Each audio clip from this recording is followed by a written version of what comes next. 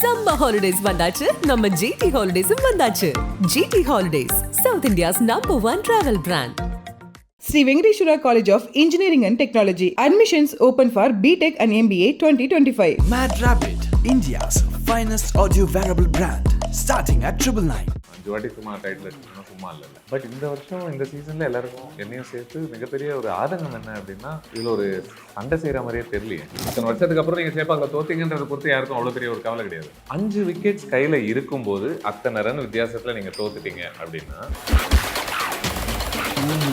நமக்கு ஏன் இன்னும் ஸ்டில் வந்து 180+ ஒரு சேஸோ சம்திங் நம்மளால ஏன் நெருங்க முடியலன்றது நினைக்கிறீங்க? உங்களுக்கு ஆரம்ப 2-3 பேர்ல யாராவது ஒருத்தர் அடிக்கணும், அவசரமா அடிக்கணும். நம்ம டீம்லயே அது ஒரு பிரச்சனையா இருக்கு. ஆக்சுவலி நீங்க பாத்தீங்க அப்படின்னா, ரேசர் மேக்கர் அவுட் ஆறுனா 4L வராரு, 4L அவுட் ஆறுனா அக்சர் வராரு. அக்சர் வந்தவொடனே என்ன பண்றாரு, 2-3 சிங்கிள் கிடையாது, முதல் பாலே 6 அடிக்கிறாரு. விஜய் சங்கரும் ஒரு 6 செஞ்சுரி அடிச்சாரு. பட் அந்த 6 செஞ்சுரி 45 பால் 48 பால்ல வருது. KL ராகுல் எதுவுமே அவசரமா அடிச்ச மாதிரியே தெரியல உங்களுக்கு. பட் அப்படி இருந்தும் ஒரு 30 பால்ல 50 அடிக்க முடியுது அவரால். ருத்து, ரச்சின் இவங்க 2-3 பேர் ஆரம்பத்தில் அவங்க விக்கெட் இழந்துட்டாங்க அப்படின்னா, அதுக்கப்புறம் யாருமே இல்லையோ. நூர், ஜடேஜா, அஸ்வின், பத்திரனா, கலீல் இவங்க எல்லாருமே நல்லா போடக்கூடியவங்க தான். பட் நல்லா போடக்கூடிய போலர்ஸ் அவங்க கோட்டாவை ஏன் கம்ப்ளீட் பண்ண முடியல? நீங்களும் நானும் நம்ம எல்லாரும் பார்க்கும்போது நமக்கு தெரியுது, 10வது ஓவர்லேயே நம்ம தோத்துட்டோம் பேட்டிங்கில். நம்ம மிச்சம் 10 ஓவர் பார்க்க வேண்டிய அவசியம் கூட கிடையாது. ஓவரால் நம்ம மொத்த மேட்சும் ஒரு மாதிரி இப்படி தான் பார்த்துக்கிட்டு இருந்தோம். 60-70 நெட் ரன் ரேட் போனால் பழ போட்டோம் விடுங்க. நீங்கள் அதையே சொல்லி மேட்சுக்கு மேட்ச் தோக்கிறதுக்கு நீங்கள் அதிகமாக தோத்துருங்க, அட்லீஸ்ட் ஜெயிக்க முயற்சி பண்ணுங்க.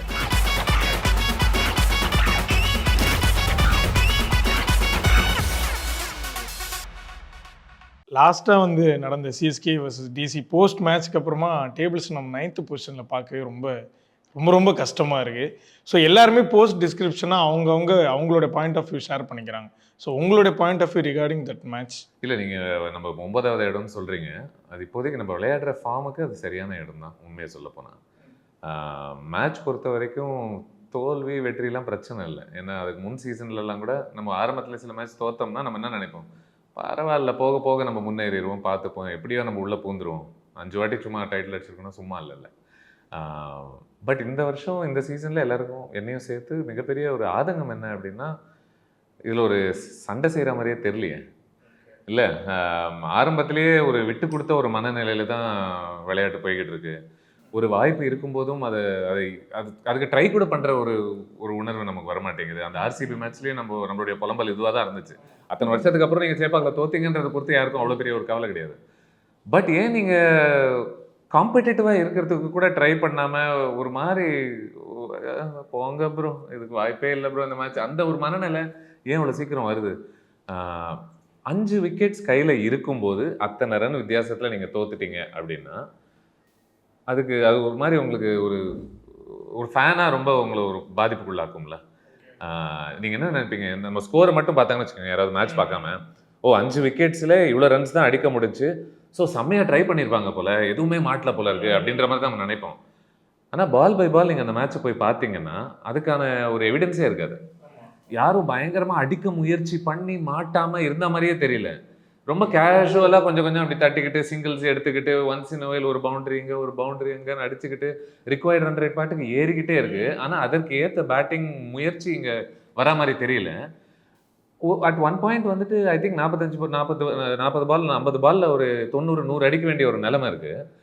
சரி, இந்த இடம் இதுக்கு மேலே நீங்கள் பொறுமையாக இருந்தீங்கன்னா வேலைக்கு ஆகாது, அடிச்சு தான் ஆகணும்னு நினைக்கிறோம். பட் அங்கேயும் அதே பொறுமை, இன்னும் அதே பொறுமைத்தனமான ஒரு பேட்டிங் தான் போய்கிட்டு இருக்கு. ஐ திங்க் அதுதான் மிகப்பெரிய ஒரு பிரச்சனையாக நான் பார்க்குறேன். ஸோ இப்போ யூஸ்வலாக வந்து லாஸ்ட் 2 சீசனாகவே கிட்டத்தட்ட 200-250+ ஸ்கோர்ஸ்லாம் நம்ம ரேண்டமாக பார்த்துட்டோம். பட் நமக்கு ஏன் இன்னும் ஸ்டில் வந்து 180+ ஒரு சேஸோ சம்திங் நம்மளால ஏன் நெருங்க முடியலன்றது நினைக்கிறீங்க? ஏன்னா உங்களுக்கு ஓப்பனிங் சப்போர்ட் இல்லை. உங்களுக்கு ஆரம்ப 2-3 பேரில் யாராவது ஒருத்தர் அடிக்கணும், அவசரமாக அடிக்கணும்னா ஒரு 40 பால்ல 45 அடிச்சுட்டு நீங்கள் ஒரு சைடு பிளாக் பண்ணுறது மட்டும் கிடையாது. நம்ம டீம்லேயே அது ஒரு பிரச்சனையாக இருக்குது. ஆக்சுவலாக நீங்கள் பார்த்தீங்க அப்படின்னா, ரச்சினாக இருக்கட்டும், வந்த கான்வேயாக இருக்கட்டும், அதன் பிறகு இப்போ விஜய் சங்கர் ஆடின ஒரு இன்னிங்ஸாக இருக்கட்டும், இதெல்லாம் நம்ம எடுத்து பார்த்தோம்னா அதுக்குள்ளே ஒரு காமனாலிட்டி என்ன இருக்குன்னா, அஃப்கோர்ஸ் விஜய் சங்கர் அந்த மேட்ச்சில் 4 வாட்டி அவுட் ஆயிருக்கணும். பட் மிஸ் ஆயிடுச்சு. ஒரு வாட்டி அவங்க அப்பீல் ரிவ்யூவே பண்ணல, அதெல்லாம் இருக்குது. பட் இவங்களுடைய ஸ்கோரிங் ரேட் ரொம்ப குறைவாக இருக்குது. பத்தலை. அதாவது 40 பால்ல 45 அப்படிங்கிறது இவங்க ஆக்சிலேட் பண்ணாம விட்டுட்டாங்க. அது எப்போ இறங்கி start பத்தும் அப்படின்னா, எதிர் சைடுல உங்களுக்கு ஒருத்தர் பொழந்துகிட்டு இருக்காருன்னா நீங்க 40ல 45 அடிக்கிறது பத்தும். பட் டிசியோட இன்னிங்ஸ்ல இருந்து டிசியோடைய ஒரு பேட்டர்ஸ் கிட்ட இருந்து நம்ம நிறைய கத்துக்கலாம். அவங்களும் அதாவது நம்ம யூஸ்வலா என்ன சொல்லுவோம், எங்களால ஏன் அடிக்க முடியல அப்படின்னா, எங்களுக்கு ஆரம்பத்திலேயே ஒரு விக்கெட் போயிருச்சு, அதனால எங்களால் அதுக்கு மேலே அடிக்க முடியல, விக்கெட்ஸ் இழந்துருமோன்ற ஒரு பயம் வந்துருச்சு அப்படின்ற மாதிரி சொல்லுவோம். டிசிக்கு ஃபர்ஸ்ட் ஓவர்லேயே ஃப்ரேசர் மெக்கர் காலி duck, if I'm not wrong right.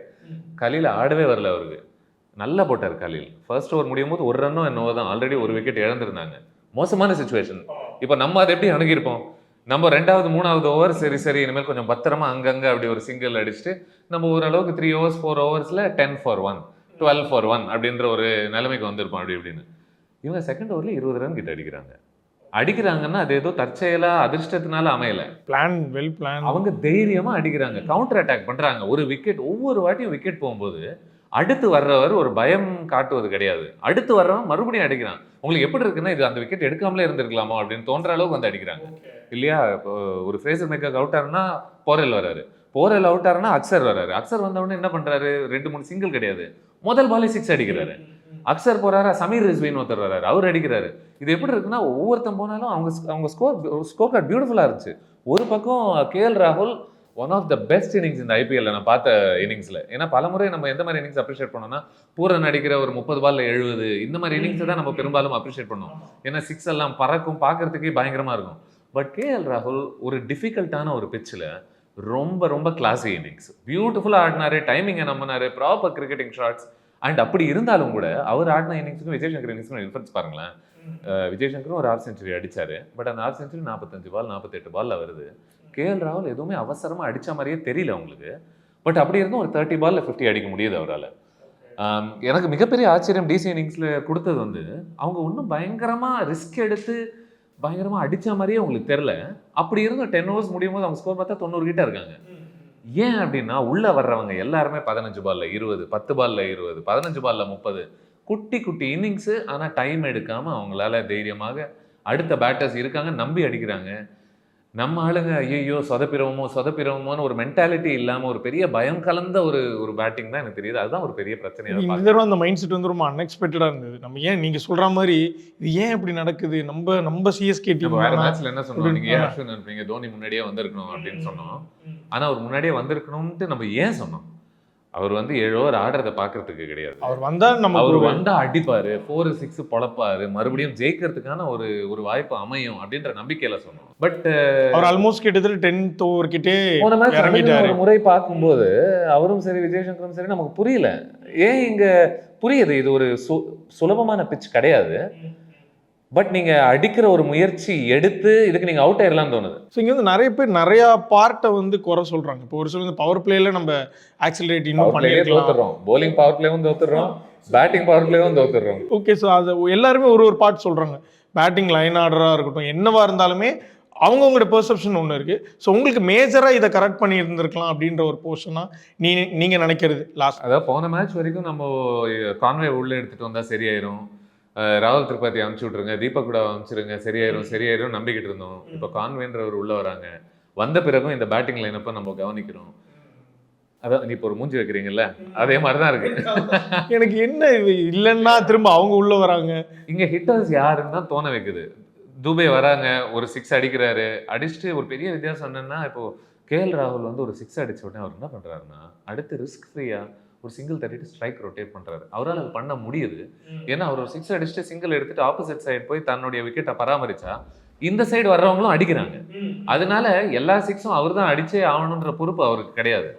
நமக்கு வந்து துபே ஒரு 6 அடிச்சாருன்னா, அவர் சிங்கிள் எடுத்துட்டாருன்னா இன்னொரு சைட்ல வந்துட்டு மறுபடியும் அவங்க 4-6 அடிப்பாங்களான்ற ஒரு பெரிய சந்தேகம் அவருக்கே இருக்கான்னு தெரியல. இங்க ஸ்ட்ரைக் மாத்தி விட்டாலும் அவங்க அதை திரும்ப மறுபடியும் ரிக்வயர்ட் ரன் ரேட் ஏறிடும். ஸோ இங்க நான் தான் அடிச்சு ஆகணும் அப்படின்ற ஒரு மனநிலை. ஹிட்டர்ஸ் யாரு அப்படின்றதுக்கான ஒரு பதில் நம்மளுடைய ஆக்ஷன்ல நம்ம தேர்ந்தெடுத்த பேட்டர்ஸ் இருக்கா அப்படின்னு எனக்கு தெரியல. இப்போ ஓகே, ஸோ இது சோஃபா நடந்த மேட்சஸ்லையும் அதுக்கான கேள்விக்குறி இருக்கு. யார் ஹிட்டர்ஸ் நமக்கு இந்த டீம்ல அப்படின்றது. யார் ஹிட்டர்ஸ்? இப்போ ருத்து வந்து ஆரம்பத்திலேயே தன்னுடைய விக்கெட் இழந்த பிறகு துபே ஹிட் ஆர் மிஸ் அப்படின்ற மாதிரி ஒரு பேட்டராக தான் தெரியுறாரு. யார் அடிக்க போறாங்க? ஏன்னா உங்களுக்கு ஒரு காலத்துல நம்ம இந்தியன் டீம் அப்படி இருக்கும்ல, ஏன்னா அதுக்குள்ள டெய்லண்டர்ஸ் வந்துட்டாங்கன்ற ஒரு ஃபீலிங் இருக்கும். ஒரு 3-4 விக்கெட் போன உடனே 5, 6, 7, 8 பார்த்தா அவங்களுக்கு ஒரு நம்பிக்கையே வராது. இப்போ ஓரளவுக்கு சிஎஸ்கே பேட்டிங்கும் அந்த மாதிரி தான் இருக்கு. ருத்து, ரச்சின் இவங்க 2-3 பேர் ஆரம்பத்தில் அவங்க விக்கெட்டை இழந்துட்டாங்க அப்படின்னா அதுக்கப்புறம் யாருமே இல்லையோ, அதுக்கப்புறம் சரி இவங்களை வச்சுக்கிட்டு நம்ம எப்படி 160-170 கிட்டலாம் நெருங்கவே முடியாதோ அப்படின்ற ஒரு பிரச்சனையாகத்தான் தெரியுது. ஸோ அதுக்கான தீர்வு என்னன்னு எனக்கு தெரியல. ஏன்னா நம்ம டீம்ல பல பேர் வந்து 30 பால்ல 35 அடிக்கக்கூடியவங்க இருக்காங்க. இங்க 30 பால்ல 60-70 அடிக்கக்கூடியவங்க யாரு அப்படின்ட்டு தெரியல. அதுவும் இந்த ஐபிஎல்ல நம்ம பார்க்குற ஸ்கோர்ஸ் அடிக்கிற கஷ்டப்படாம 150-160 அடிச்சுட்டு இருக்காங்க. நிறைய விக்கெட்ஸ் இழந்து தத்தளிச்சு கஷ்டப்பட்டாலும் கூட 150-160 சுலபமா அடிக்கிறாங்க. எப்படியோ வந்துருது. ஆனா நமக்கு மட்டும் ஏன் வர மாட்டேங்குது? அதுதாங்க நமக்குன்னு வரப்பதான் இது மாதிரிலாம் அவங்க அழகா பிரிச்சிடுறாங்க. முதல் 10ல் 80-90, ரெண்டாவது 10ல் 80-90 வந்துருதுன்னா 160-170 வந்துருது. நமக்கு முதல் 10 முடியும் போது பார்த்தா நம்ம 55-60 இருக்கோம். ஸோ இன்னொரு பக்கம் வந்து நம்ம ரொம்ப எக்ஸ்பெக்ட் பண்ணது தோனியோட ஒரு ஃபேரி டெய்ல் ஒரு ஃபேர்வெல்லா இருக்கும் இந்த சீசன். அது மேல இருக்கிற ஃபோக்கஸை கம்மி பண்ணிக்கலாம் இல்லையா? வருஷம் இது ஒரு தனி நபர் மேல ஒரு ஃபோக்கஸை போட்டுட்டு அவருடைய ஃபேரி டெய்ல்னு அவரு கொஞ்சம் இங்க விட்டுருங்க. இங்க டீமுக்கே ஒரு பெரிய பிரச்சனை போயிட்டு இருக்கு. ஏன்னா அதோட இந்த அளவுக்கு ஹேட் அவருக்கு எந்த சீசன்லுமே எனக்கு தெரிஞ்சு வந்ததா தெரியல. இப்ப இவங்களே இன்னும் ஒரு 2 மேட்ச் என்ன சொல்றேன்னா, நீங்க அளவுக்கு மேல ஒருத்தர் தூக்கி தலைக்கு மேல வச்சு கொண்டாடவும் தேவையில்ல, ஒரேடியா தூக்கி போட்டு மிதிக்கவும் தேவையில்ல இல்லையா? ஓரளவுக்கு பேலன்ஸ்டா எதையும் பார்க்க தெரிஞ்சு அதையும் பார்க்க தெரிஞ்சாலே உங்களால இதை அணுக முடியும்னு நினைக்கிறேன். தோனி பழைய தோனி கிடையாது. அவர் நீங்க 12வது ஓவர்ல, I hope he proves me wrong, but 12வது ஓவர்ல 13வது ஓவர்ல இறங்கி 30 பால்ல 70-80 அடிக்கக்கூடிய தோனி இப்போ இருக்காரா அப்படின்னு எனக்கு தெரியல. அப்படி இருந்தா நம்ம அதற்கான அடையாளங்கள் ஏற்கனவே கவனிச்சிருப்போம். அதுக்கான வாய்ப்புகளும் அவருக்கு கிடைக்குது. மேபி போன விக்கெட் கொஞ்சம் கஷ்டமான ஒரு விக்கெட், உண்மையை சொல்ல போனால் 170 அடிக்க வேண்டிய ஒரு விக்கெட் தான் அது. பட் இது நம்ம போலிங் அப்படின்ற ஒரு பிரச்சனையை விட நான் சத்தியமா டிசி பேட்டர்ஸ்க்கு தான் அந்த கிரெடிட் கொடுப்பேன். பயங்கரமா ஆடினாங்க, ஒவ்வொருத்தங்களும் தைரியமா ஆடினாங்க. Credit to their batters. But bowling பொறுத்த வரைக்கும் நமக்கு ஒரே ஒரு சிக்கல் தான். I still think we are a very strong bowling lineup. I still think that Noor, Jadeja, Ashwin, Pathirana, Khaleel இவங்க எல்லாருமே நல்லா போடக்கூடியவங்க தான். சுலபமாக நீங்கள் அவங்களெல்லாம் தூக்கி அடிக்க முடியாது, ரன்ஸை பெற முடியாது. பட் நல்லா போடக்கூடிய போலர்ஸ் அவங்க கோட்டாவை ஏன் கம்ப்ளீட் பண்ண முடியல அப்படின்றத டீமாக உட்காந்து யோசிக்கணும். ஆக்சுவலி ஹூ தே ஆர்ன்றதுக்கான பெர்ஃபார்மன்ஸ் வந்து இன்னும் இப்போ கிரெடிட் டு அஸ்வின். நம்ம போன மேட்ச்ல 10 கோடி கொடுத்து வாங்கினாலே அவரோட வேல்யூ என்ன, சரியான வேல்யூவா அப்படின்ற அந்த கேள்விகள்லாம் இன்னமும் இருந்தாலும் கூட போன மேட்ச்ல டிசி கூட அவர் நல்லாவே போட்டார். 3 ஓவர்ஸ்ல 21 என்னவோ தான் கொடுத்துருந்தாரு இல்லையா? 7 per over தான் கொடுத்த ஒரு போலருக்கு ஏன் 4th ஓவர் கிடைக்கல? அந்த ஒரு கேள்வி இருக்கு. ரவீந்திர ஜடேஜா டீசெண்டாக தான் போட்டார். அவர் ஏன் எந்த மேட்ச்லையுமே அவர் கோட்டாவை கம்ப்ளீட் பண்ண முடியல? நீங்கள் ஒரு batsman who can bowl a பிட்டாக பார்க்குறீங்களா? இல்லை. Jadeja is a bowler who can hopefully come good with a bat. அந்த மாதிரியான ஒருத்தராக தான் நமக்கு தெரியுறாரு. அது நீங்கள் ரெண்டுத்துலையுமே முழுமையாக பயன்படுத்த முடியல அப்படின்னா அப்போது அவருக்கு நீங்கள் செலவழித்த கோடிகளுக்கான வேல்யூ என்ன? நூறு வந்து என்றைக்குமே ஒரு விக்கெட் டேக்கிங் போலராக இருப்பார், பட் ரன்ஸும் கொடுப்பாரு இல்லையா? இப்போ அன்றைக்கி அக்சர் கிட்ட ரன் கொடுத்தாரு, பட் காலி பண்ணிட்டாரு. ஸோ நீங்கள் அவர் அதை அப்படி தான் அணுகணும். நீங்கள் அவர் மேலே நம்பிக்கை வைப்பீங்களா? அண்டர் ப்ரெஷர் நீங்கள் அவரை நம்புவீங்களா மாட்டீங்களா? ஐ திங்க் எனக்கு தெரிஞ்ச நிறைய பேர் என்ன கேட்டாங்க, முகேஷ்க்கு எதுக்கு அந்த 19வது ஓவர் கொடுத்தீங்க அப்படின்னு கேட்குறாங்க. பட் ருத்துராஜுடைய குழப்பம் என்னால் புரிஞ்சிக்க முடியுது. ஏன்னா அதுக்கு 3 ஓவர் எடுத்து பார்த்தோம்னா முகேஷோட 3வது ஓவரில் 8 ரன் என்னவோ தான் வந்துச்சு. அதுவே நூறோட அதுக்கு 3 ஓவரில் 17 ரன்ஸ் வந்துச்சு. எனக்கு தெரிஞ்சு இவர் அந்த ஓவரில் பார்த்துட்டு சரி ஓகே இவர் செட் ஆயிடுவார், கரெக்டாக இருக்கும் அப்படின்னு நினச்சிருக்காரு. மொத்தமாக பேக் ஃபயர் ஆயிடுச்சு. இந்த இடத்துல தான் கேப்டன் வந்து சில முடிவுகளை வெறும் போகிற போக்கில் இந்த மாதிரி விஷயங்களை பொறுத்து மட்டும் நீங்கள் சில முடிவுகள் எடுக்க முடியாது இல்லையா? சில நேரங்களில் இங்கே தான் ஒரு கேப்டனுடைய ஒரு முக்கியத்துவம் தெரியுது. எதிர்பார்க்காத சில பேர் உள்ள டக்குன்னு கொண்டு வந்து அவங்கள முழுமையாக பயன்படுத்துவாங்க. பல கேப்டன்ஸ் அந்த பயங்கரமாக ஒர்க் அவுட் ஆயிருக்கு, நம்ம பார்த்துருக்கோம். திடீர்னு ஜோகிந்தர் வந்து லாஸ்ட் ஓவர் போடுறது, சச்சின் வந்து ஒரு லாஸ்ட் ஓவர் சொல்ல எனக்கு ஜோகிந்தரோட ஓவர் தான் ஞாபகம் வந்தது இல்லையா? ஆமா, நமக்கு அந்த டைம்ல புரியாது, பட் ஒர்க் அவுட் ஆகும்போது தான் ஓகே இவங்க டாக்டிக் ஒர்க் அவுட் ஆயிருக்கு அப்படின்னு தோணும். ஸோ இந்த இடத்துல அவங்க ஸ்ட்ரைக் போலராக 100 ஒருத்தர் இருக்காங்க. முதல் மேட்ச் முகேஷ் அந்த முகேஷுடைய ஓவரால் நீங்கள் 3 ஓவர் பார்த்தீங்கன்னா 3வது ஓவரில் ரன்ஸ் கம்மி கொடுத்தது உண்மைதான்.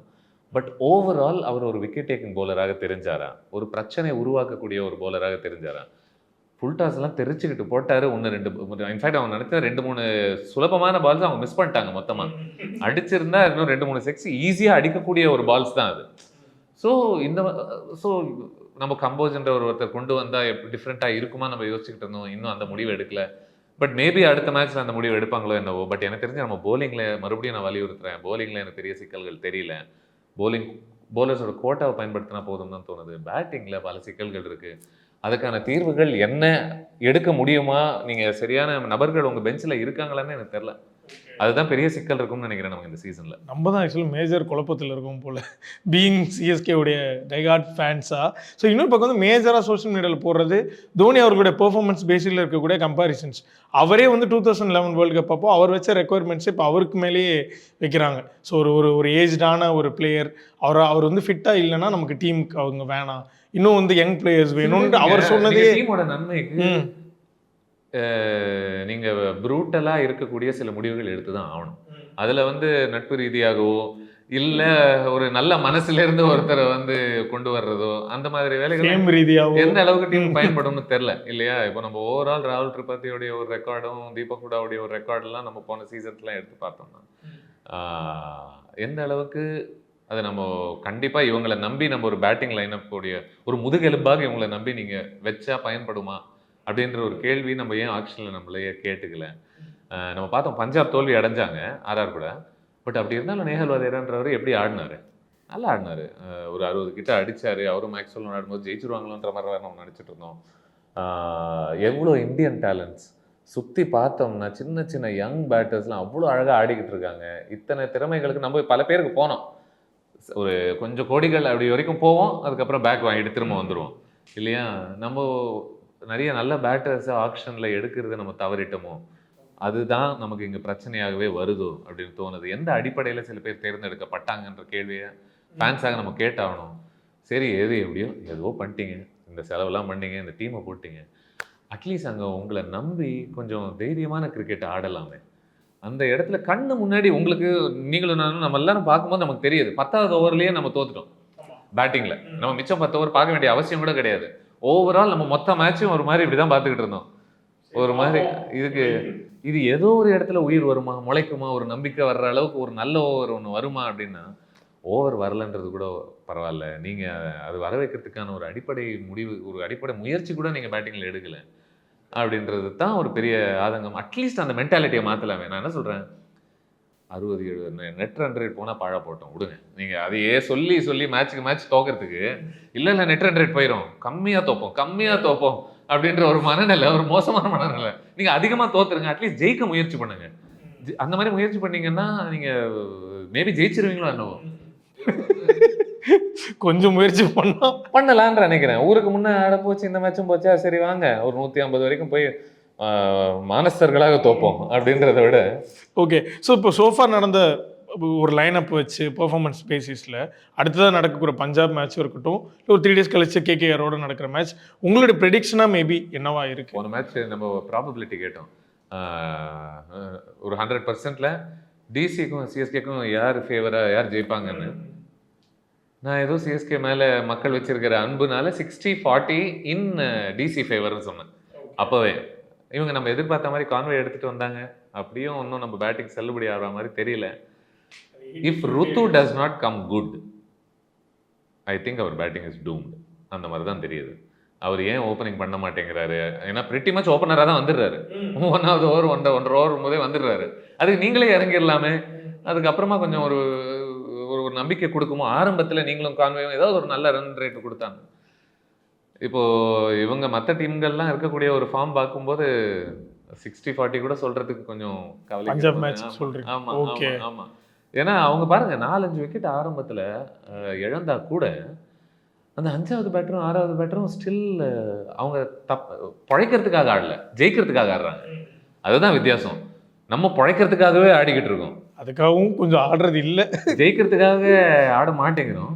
நம்ம ஜெயிக்கிறதுக்காக ஆடாத வரைக்கும் நம்ம ஜெயிக்க போகிறது கிடையாது. மேபி கேகேஆர் மேட்ச்க்கு அது அடுத்த மேட்ச்ல நடக்கிறத வச்சு அதுல ஒரு புலம்பலாக மாறுதா இல்ல அபாடா ஃபைனலி அப்படின்ற மாதிரி ஏதாவது ரிசல்ட் வருதான்றதை வச்சு ஓரளவுக்கு நம்ம கணிக்க முடியும்னு நினைக்கிறேன் நான். சூப்பருங்க. பட் வந்து இடையில நீங்க சொன்னது வந்து ஹோப் தோனி ப்ரூவ்ஸ் மீ ராங்னு சொன்னீங்களா, அது கண்டிப்பா எங்கேயாவது நடந்துடணும். நான் நீங்க as a batter of course is not the captain anymore, but நீங்கள் ஒரு பேட்டராக நீங்கள் ப்ரூவ் பண்ணணுன்ட்டு உண்மையை சொல்ல போனால் இப்போதைக்கு யாரும் எதிர்பார்க்கல. உண்மையில அந்த மனநிலையிலேயே யாருமே இல்லை. மோஸ்ட்லி மக்கள் வந்து அதான் நமக்கு முன்னாடி சொன்ன மாதிரி ஒரு சர்க்கஸ்க்கு போய் சிங்கம் பார்க்குற மாதிரி அப்படி வந்துட்டு நீங்கள் வந்துட்டு உங்கள் 6 ஒன்று பார்த்தோமா மனசை தேத்திக்கிட்டு வீட்டுக்கு போகிறன்ற மனநிலையில தான் இருக்காங்க. பட் அதையும் தாண்டி இந்த டீமுக்கு அவர்கிட்டேருந்து ஒரு பெரிய வின்னிங் மென்டாலிட்டி ரொம்ப வருஷங்களாக வந்துச்சு. இல்லையா? எப்போ வேணால் நீங்கள் ஜெயிக்க முடியும். கடைசி ஓவரில் 20-25 ரன் இருக்கும்போது கூட இந்த டீம் நம்பிச்சு ஜெயிக்க முடியும். ஆனால் இப்போ கவலை என்னென்னா 10 ஓவர் முடியும் போதே நம்ம ஜெயிக்க மாட்டோன்ற ஒரு மனநிலையில் இந்த டீம் உட்காந்துக்கிட்டு இருக்கு. ஆடுறதை பார்த்தா அப்படி தான் தெரியுது. ஐ திங்க் அந்த ஆட்டிடியூட் ஷிஃப்ட் ரொம்ப ரொம்ப அவசியம்னு நினைக்கிறேன் சிஎஸ்கேக்கு. அந்த ஷிஃப்ட் நடந்தாலே மேபி இருக்கிற இந்த பேட்டர்ஸ் வச்சு நம்ம ஜெயிக்க முடியுமா அப்படின்ற ஒரு மனநிலையே மாறுறதுக்கான ஒரு வாய்ப்பு உண்டுன்னு நினைக்கிறேன். ஓகே, ஸோ ஹோப்ஃபுல்லி வந்து அடுத்த நடக்கக்கூடிய மேட்ச் சிஎஸ்கே அண்ட் பஞ்சாப், அதில் வந்து ரொம்ப ஒரு ஹாப்பி எண்டிங்கோட நம்ம போஸ்ட் டிஸ்கஷனில் மீட் பண்ணணும்னு நினைக்கிறேன். லாஸ்ட் 3 வாட்டி வணக்கம் அப்படின்னு நம்ம 2 பேரும் சிரிக்கிறோம், வெளியில சிரிக்கிறோம், உள்ள ஏதோ செத்து போச்சு அப்படின்ற மாதிரி தான் இருக்கு. நீ இடையில சொன்னீங்க ரியாக்ஷன் தான் எனக்கு ஞாபகம் வருது, வெளியில தெரிஞ்சிருச்சோ அந்த. ஆமாமா, நீங்க அழகா பண்ணீங்க. இப்போ நம்ம பேட்டர்ஸ் பேட்டர்ஸ் அவங்க அடுத்து பவுலிங் அப்படின்னு. Okay, so post discussion Punjab மேட்ச்க்கு அப்புறமா சந்திப்போம். Thank you so much. Summer holidays வந்தாச்சு, நம்ம ஜிடி ஹாலிடேஸும் வந்தாச்சு. GT holidays, south India's #1 travel brand. Sri Venkateshwara College of Engineering and Technology. Admissions open for BTech and MBA 2025. Mad Rabbit, India's finest audio wearable brand, starting at 999.